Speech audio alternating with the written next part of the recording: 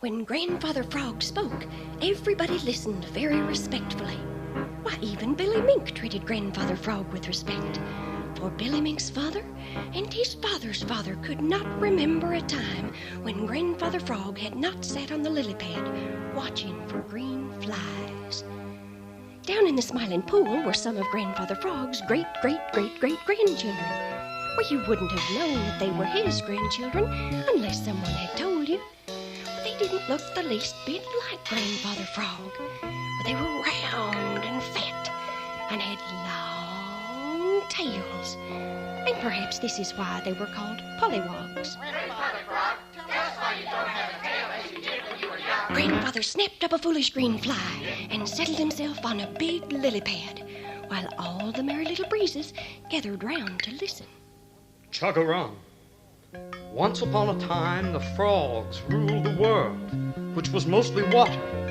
There was very little dry land, oh, very little indeed. There were no boys to throw stones and no hungry mink to gobble up foolish frog babies who were taking a sunbath.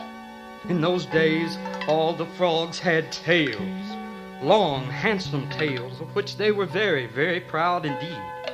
The king of all the frogs was twice as big as any other frog, and his tail was 3 times as long. He used to sit and admire it until he thought there never had been and never could be another such tail.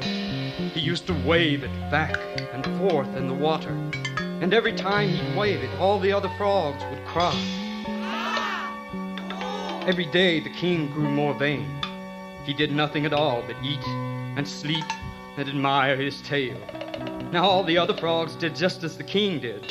So pretty soon none of the frogs were doing anything but sitting about, eating and sleeping and admiring their own tails. And the king's. Now you all know that people who do nothing worthwhile in this world are of no use, and there is little room for them. So when old Mother West Wind saw how useless had become the frog tribe, she called the King Frog before her and she said, "Because you can think of nothing but your beautiful tail, it shall be taken away from you. Because you do nothing but eat and sleep, your mouth shall become wide like a door, and your eyes shall start forth from your head. You shall become bow-legged and ugly to look at, and all the world shall laugh at you." The King Frog looked at his beautiful tail, and already it seemed to have grown shorter. He looked again, and it was shorter still.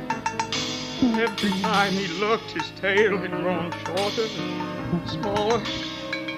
By and by he looked, and there was nothing left but a little stub, which he couldn't even wiggle. Then, even that disappeared. His eyes popped out of his head, and his mouth grew bigger, bigger. Chug-a-rum. And from that day to this, every frog has started life with a big tail. And as he has grown bigger and bigger, his tail has grown smaller and smaller until finally it disappears. And then he remembers how foolish and useless it is to be vain of what nature has given us. And that is how I came to lose my tail, to lose my tail, to lose my tail, to lose my tail, to lose my tail, to lose my tail, to lose my tail.